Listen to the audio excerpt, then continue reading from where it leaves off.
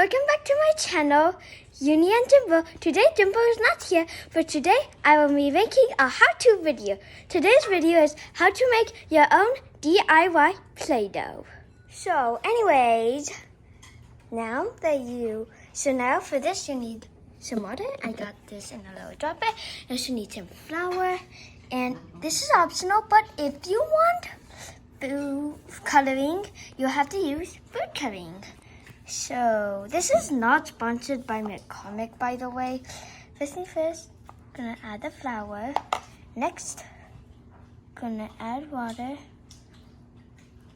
Now I've mixed it. You should have this Play-Doh substance thingy.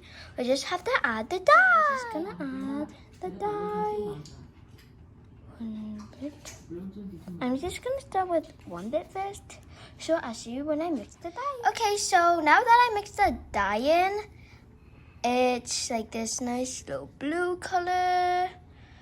But I would recommend wearing gloves unless you want your hands like this.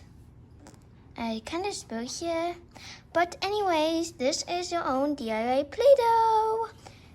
So I hope you enjoyed this video. Please like, subscribe, and share with your friends for more content.